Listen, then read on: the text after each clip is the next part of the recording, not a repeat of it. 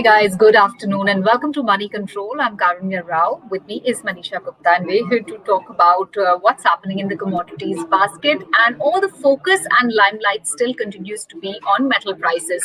What's the trigger now that's sort of helping the metals pack extend their rally? Well, yes, Karunya, have you seen the dollar index? And we've seen a constant decline into this one. Since the time it hit 113 plus kind of levels, it has been declining.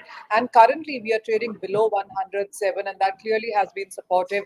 Apart from that, it also has to do with the speculative bets that traders have been making from being short for a very long time. Now those short positions seems to be getting closed. There are even some long positions that are being created. And then the China also revisiting its COVID restrictions, easing them off a bit has been a bit of a positive. Okay, and I was looking at some of these names: nickel, aluminium, copper. They're all at multi-month highs. Steel prices as well. What looks the most attractive right now? What's the trader community talking about? So it really depends on fundamentals where you have positive for all of them. Almost all metals, the inventories are at multi-year lows, not enough for them to last even at the end of the year. When you look at copper, for example, as of now, Trafigura says that the global consumption worth of 4.9 days of copper is available. And by the time you end this year, we will have availability of just about 2.5 days of copper. So that is really where the market sees reason to start getting long into this space. If you look at nickel, we saw 15% of gains in nickel in last 24 hours itself. That is because one, the production is not enough. Two, as winters hit, there's a strong demand from the batteries. The EV demand seems to be catching up as well. So every metal has its own stronger fundamentals, and within that space, copper really seems to be getting the best of long positions being created in a very long time. The contract turnaround or a turnover has been very strong. So copper really seems to be the top of the rank when you look at outperformance. And what about technicals? Is the view as far as technicals is concerned, is that varying for these metals vis-a-vis the fundamental aspect? Well, not really, because with the kind of up move that we have seen, it seems to be getting better on charts as well. Well, yes, the strength has been quite strong. If you look at the month of November itself, we've seen nickel prices gain up by 18%. Copper is up 12% in the month of November until now. Aluminum prices have gained up by 7% as well. So, and October was a positive month, and November really seems to be building up really strongly on above on that. So, technical charts look positive as well. Yes, it has been a lot of gain, too much too soon perhaps, and that would start weighing on.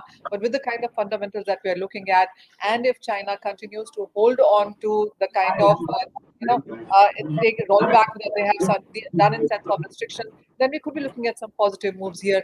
The other one is Ukraine also suggesting that they're at the fag end of this war now. It's not going to blow up anymore from here. It could just about continue, but at the same slow pace. Then that would also mean that you could be looking at some demand coming back from there as well. So various factors really need to be supporting.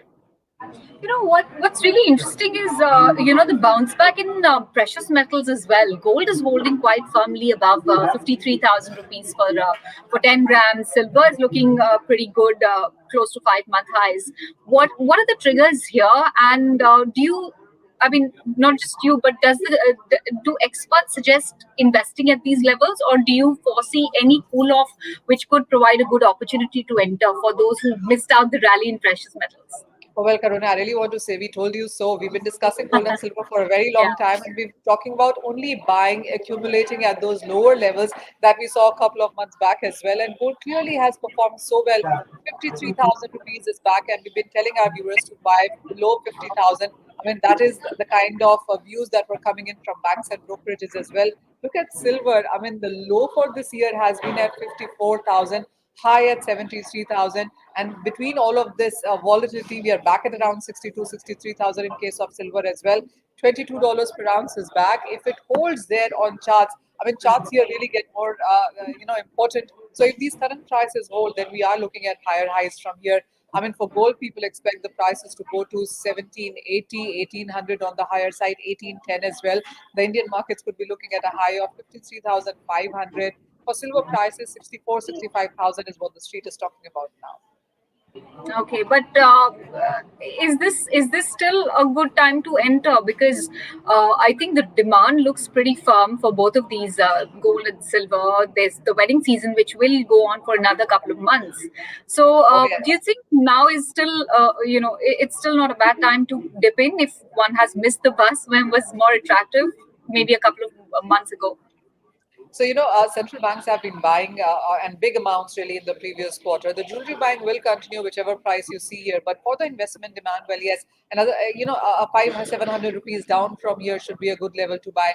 For silver as well, until the time it holds $19.50 per ounce, it does look like it's going to be strong on charts. For silver, essentially, there are various factors in support. You have a deficit, the demand from photovoltaic, solar, and EV, and smartphones and smart mobiles really seems to be increasing. So silver clearly could be outperforming, and I believe even these levels are good for accumulation.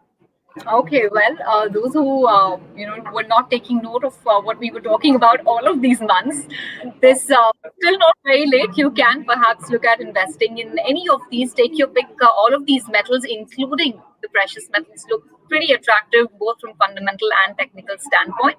With that, it's a wrap on the chat today. Thank you for tuning in.